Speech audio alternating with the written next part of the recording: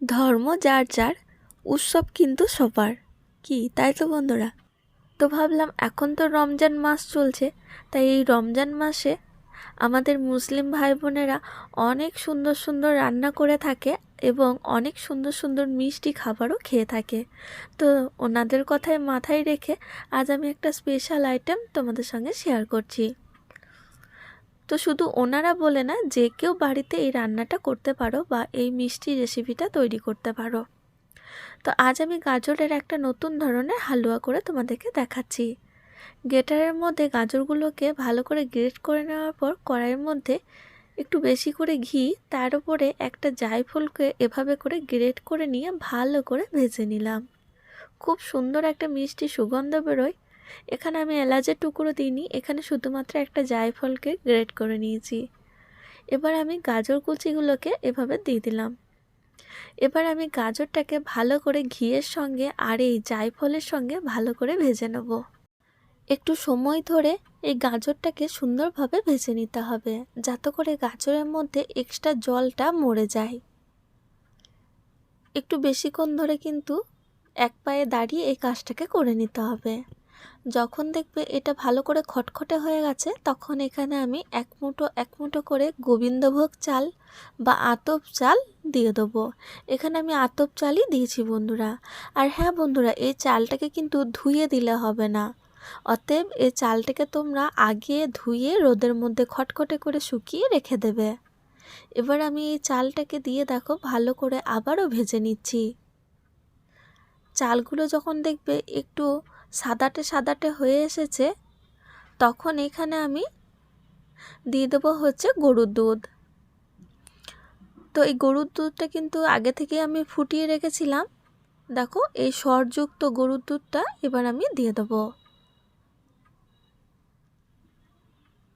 এবার আমি ভালো করে দুধের সঙ্গে মিশিয়ে নেব।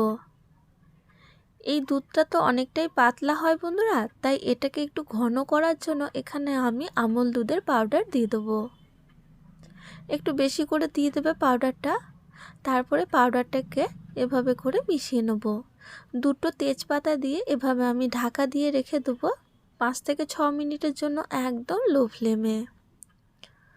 তো দেখো কি সুন্দর উতলে উঠেছে, আর গাজরগুলো কিন্তু সেদ্ধ হয়ে গেছে, আর ভাতের চালগুলো দেখো একদম ডাঁটো ডাঁটো হয়ে আছে। তোমরা দেখে বুঝতে পারছো গলে কিন্তু যায়নি, একটু ডাঁটো ডাঁটো হয়ে আছে। আর এরকম ডাঁটো ডাঁটোই কিন্তু রাখতে হবে, খুব গলিয়ে দিলে চলবে না। এই যে ভাতগুলো দেখে তোমরা বুঝতে পারছো। এবার এখানে আমি একটুখানি গুড় দিয়ে দেবো। গুড় দিলে স্বাদটা খুব ভালো লাগে। এবার এখানে আমি 4-5 চামচ চিনি দিয়ে দিলাম। এবার এখানে আমি 1 চিমটে লবণ দিয়ে দেবো। লবণটা তোমরা দিতেও পারো, না দিতেও পারো, তবে মিষ্টি জিনিসের উপর একটুখানি লবণ দিলে খেতে কিন্তু খুবই ভালো লাগে, স্বাদের ব্যালেন্সটা ঠিক থাকে। এবার আমি ভালো করে খুন্তির সাহায্যে এটাকে নাড়িয়ে চাড়িয়ে গুড়টাকে গলিয়ে নেবো আর চিনিটাকেও গলিয়ে নেবো। ব্যাস, আবার কি, আর এখানে কিছু করা যাবে না। এবারে গ্যাসটাকে বন্ধ করে দিতে হবে, তা না হলে পুরো দুধটা কিন্তু গাজরটা চুষে নেবে, তাহলে আর এই ঝোল ঝোল ভাবটা থাকবে না। তাই গ্যাসটা আমি বন্ধ করে দিচ্ছি। এবার আমি তোমাদেরকে একটা চামচের সাহায্যে এটাকে তুলে দেখাচ্ছি যে কতটা এটা ঝোল ঝোল হয়েছে আর কতটা দেখো সুন্দর হয়েছে। খাওয়াতে হয়তো পাচ্ছি না বন্ধুরা, অবশ্যই বাড়িতে ট্রাই করে দেখো, নিশ্চয়ই তোমাদের ভালো লাগবে। খুবই টেস্টি হয়, খুবই। তাহলে দেখা হবে খুব তাড়াতাড়ি নতুন কোনো রান্নার সঙ্গে।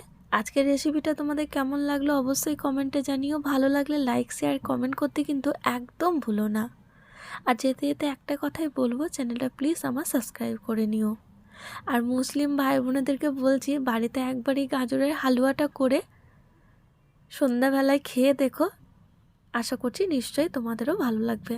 আর বারবার করেই বলছি, এই রমজান মাসে অবশ্যই আজকের রেসিপিটা একবার বানিয়ে খেও, দেখবে নিশ্চয়ই তোমাদের ভালো লাগবে। তাহলে চলো আজকের মতন এখানেই বিদায় নিচ্ছি। সবাই ভালো থেকো, সুস্থ থেকো, সাবধানে থেকো। দেখা হচ্ছে খুব তাড়াতাড়ি নতুন কোনো রান্নার সঙ্গে। যেতে যেতে একটা কথাই বলবো, চ্যানেলটা প্লিজ সাবস্ক্রাইব করে নিও।